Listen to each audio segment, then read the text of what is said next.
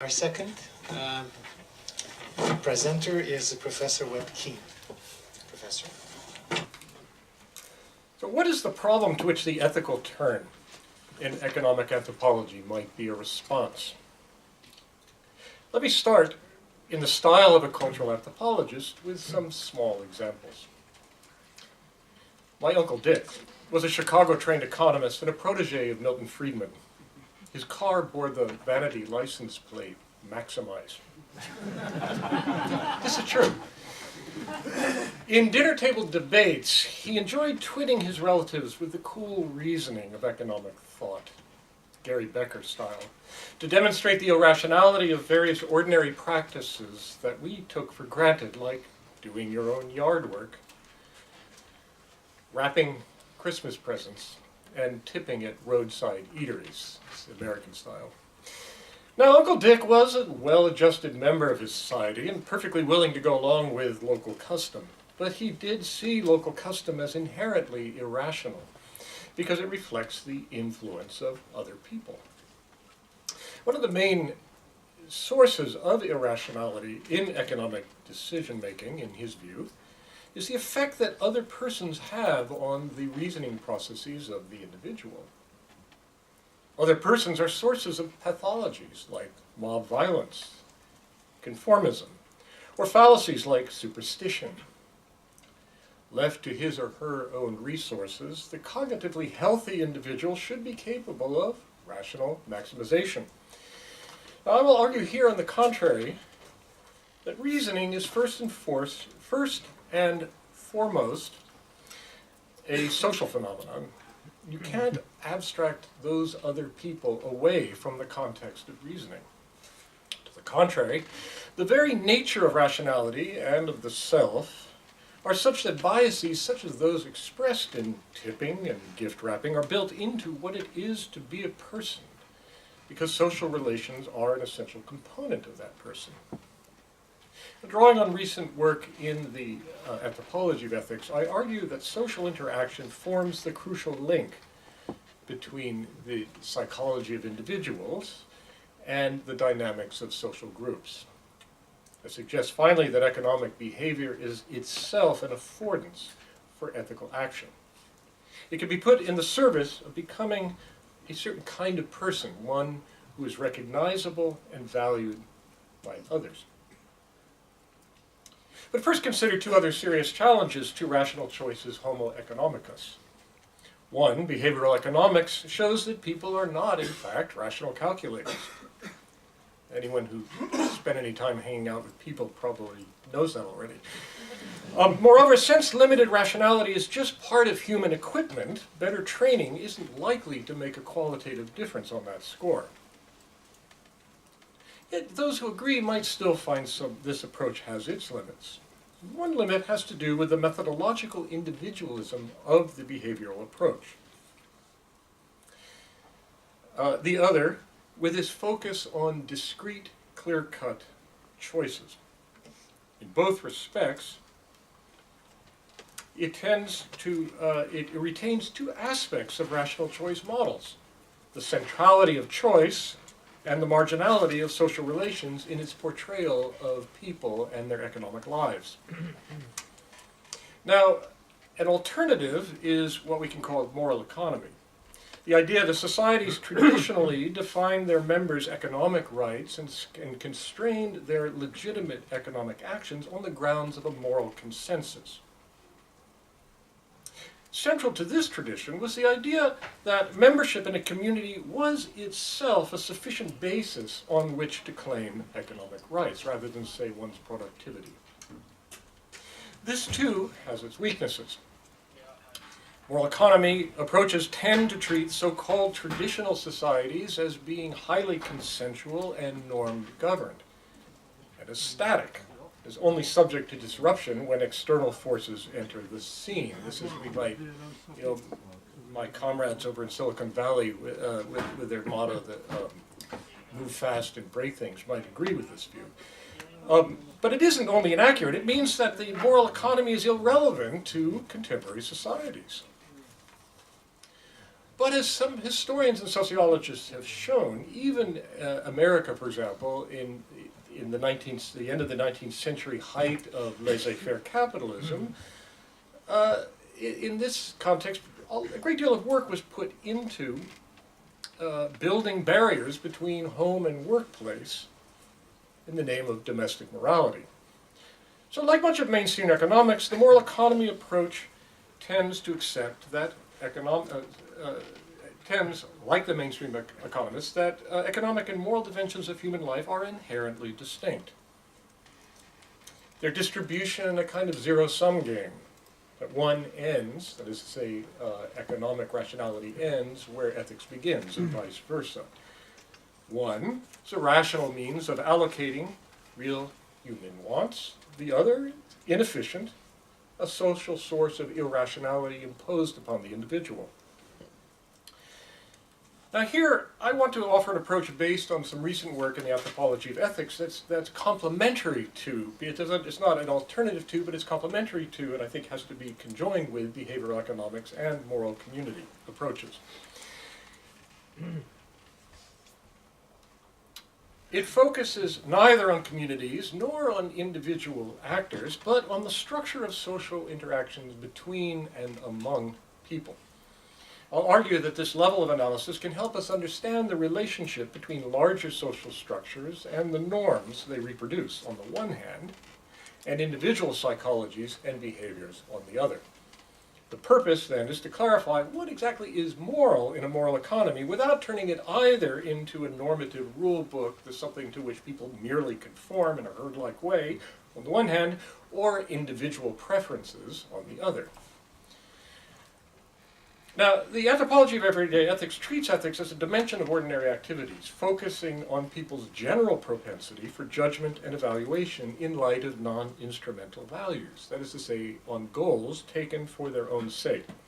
It starts with evidence from psychology, sociology, and elsewhere that humans value humans value social relations for their own sake. The value of social relations, indeed, is so fundamental to the very formation of a self in early development that it cannot be explained in terms of some other goals, such as maximizing utilities. The individual's behavior characteristically anticipates the perspective of the other persons with whom he or she is engaged. What we call the second-person perspective refers to the ways that people account for themselves to others, justifying, explaining, criticizing, praising, and so forth.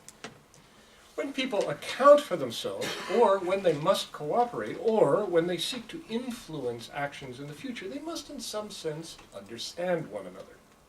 The language of reason itself should be understood in this context as the medium by which people try to persuade and influence one another.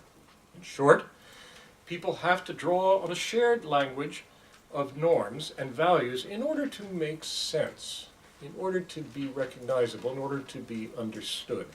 This is how moral economy, culture, religion, and so forth enter the picture. They don't directly cause behavior, but they provide the tools that make it understandable, and therefore as subject to judgments, judgments of value, judgments of ethics. An insult is different from an unintended error. An honorarium is different from a paycheck, is different from a gift, which is different from a bribe.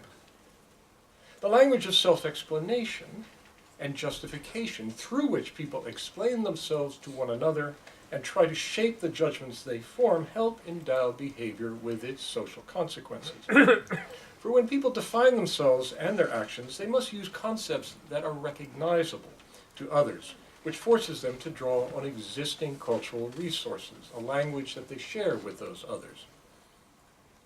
For when,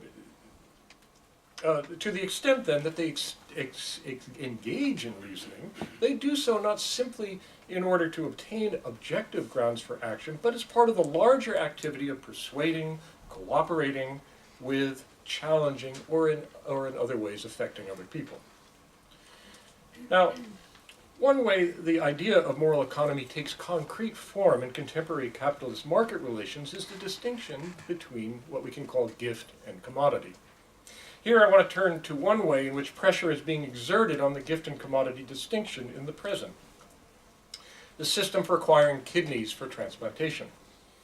The demand for kidneys, as you may know, vastly exceeds the supply, but American law prohibits using the marketplace for allocating this scarce resource. Gary Becker would surely have things to say about this. One solution has been what's called the non-simultaneous extended altruistic donor chain, the NEAD. The NEAD builds chains of donor-patient pairs, starting with when an altruistic donor freely gives a kidney to a patient, you say a friend, a relative, in initiating a chain of transplants among a series of donor-patient pairs.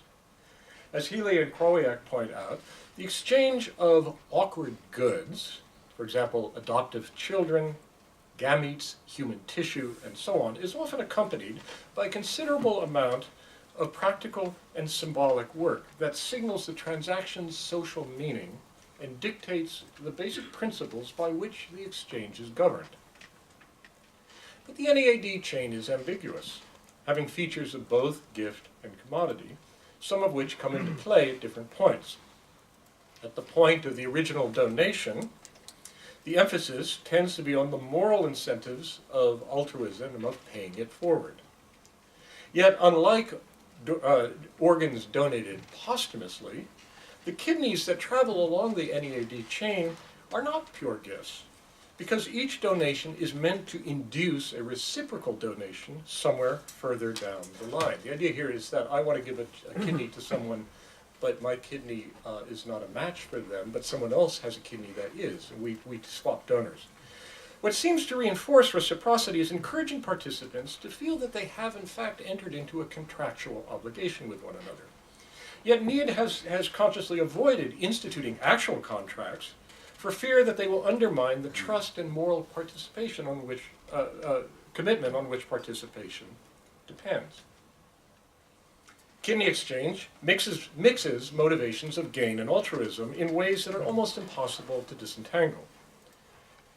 Now, my second example, sex work in Ho Chi Minh City.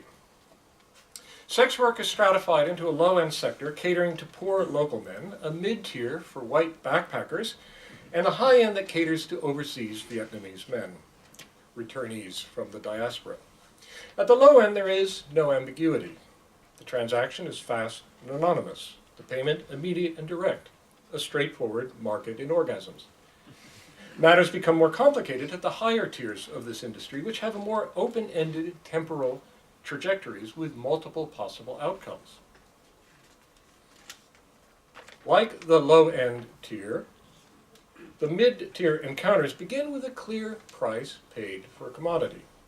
However, as the relationships develop, intimate caring and sexual labors become intertwined with economic relations. The complexity is introduced by the latent possibility that a short-term transaction will develop into a long-term relationship, even in marriage. At this point, the role of money is transformed as both women and their clients are careful to treat it as a gift, not a payment. One of the researchers who's taken this on, Huang, remarks that the sex industry provides, that's moving on to the highest tier, the diasporic Vietnamese visitors who come from low status positions overseas. It offers them a changed context in which they can achieve a sense of dignity through conspicuous consumption. The dignity in question, however, is not simply displayed in the purchase of commodities, so that, for example, flamboyantly purchasing a $500 bottle of brandy in the bar. It is also found in the conspicuous disclaiming of commodification in relation to the sex workers. By insisting that transactions with women are gifts, we might infer they're displaying their own value as persons, insofar as those relationships are also personal and not commodities. The shift from lower to higher end transactions in this market reflects the value of the relationships as projected forward in time. What this research also shows is then the role of time scales in making ethical and economic categories transform one another. The short-term relations, the clear beginning and ending point, the sale and purchase of a commodity, are unproblematically subject to direct monetary measurement. Higher tier sex work depends, rather, on the reciprocity of perspectives between the partners. This in turn permits the projection of intentions into an imagined future with no definitive endpoint. Like kidney exchanges, this projection toward the hypothetical future depends on trust, like money itself. This in turn reflects a more general principle that people tend to resist monetizing long-term cycles of exchange, who, however, don't object to doing so for short-term ones. The former, long-term cycles of exchange, tend to be identified with social relations, the latter, short-term ones, with immediate instrumental purposes. When Kenneth Feinberg was appointed to direct the compensation for the families of victims of the 9/11 terrorist attack, he found that claimants resisted accepting the payments as compensation for the loss of income. So Congress dictated that he was to compensate people for the loss of income. Some people tended rather to interpret the compensation as for the moral standing of the person who had died. Thus, the more valuable that person as a moral entity, the higher the compensation ought to be, regardless of the income that they had generated for the family. Now some, in fact, he found 7 families that refused to file claims at all, even when he went in person to try to persuade them to file for their losses. They filed or refused claims at all because they refused to treat the money as a measure of human value. Conversely, others demanded more money precisely because of the victim's intrinsic moral worth, in effect treating economic value as what I'm calling an ethical affordance. To conclude then, we cannot understand economic behavior by treating individuals in isolation from the practices that create social relations and the value those relations hold for them. Other people are not simply exogenous sources of bias, as in the idea of conformism or peer pressure, nor are they simple sources of constraint, such as prohibition, norm adherence, domination, or peer pressure. Self-other relations show that other people are crucial to one another's own sense of motivation, of self-perception, of self-value, and of motivating desires. Those other people are also the target of motivating obligation, the sense of obligation to others. In this respect, social others are part of both the motivation and the goal of economic behavior. Social relations are also then the domain within which judgments are made explicit, and the norms by which actions are evaluated are brought into play. And social relations, as I said, motivate the very act of rational argument itself. The approach from everyday ethics that I sketch out here does not assume the historical rupture narrative that the idea of moral economy tends to reproduce, that once upon a time there were these consensual communities governed by norms, and that's all been left behind historically. Thus, it does not depend on either organicist models of cultural order or an independent realm of human wants. It gives moral economy a central place in the workings of any and every economic system, regardless of historical epoch, but not imagined as simple consensus or conformism, or the imposition of norms. Like behavioral economics, the approach from everyday ethics rejects the assumptions of rational choice models and the calculating individual who knows his or her interests and can survey all the options. But it also departs from behavioral economics in several respects. First, rather than eliminate reason altogether, it offers a different account of reason, one that is fundamentally interactive. Second, by taking individual psychology as the baseline, it places individuals within social interactions. By stressing the self-other relationship, it brings to the foreground factors like dignity, respect, persuasion, deceit, shame, and so forth. It takes as basic this proposition, that the natural home of argument, justification, and evaluation is in social interaction. It's not in the lone, the interior spaces of the lone individual. So to conclude then, and summarize, I want to stress 4 points. The first is that social relations are a value that is built into what being a person is. Second, although these relations can indeed be instrumentalized for material gain, that is ultimately a second-order process, parasitic on the first one. Second, rationality is fundamentally interactive. As a tool for calculative judgment, it is highly fallible, as we know. Its primary arena lies rather in actions with, upon, and against other people.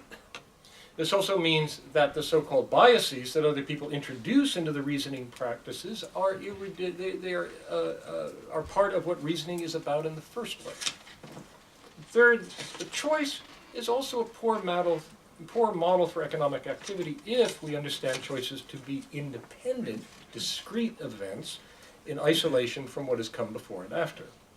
And fourth, that other people are not simply exogenous sources of irrationality that interfere with what would otherwise, if they were merely eliminated, what would otherwise be rational choices. Other people are part of what gives those choices the value they have and provide the means for achieving that value. Thank you.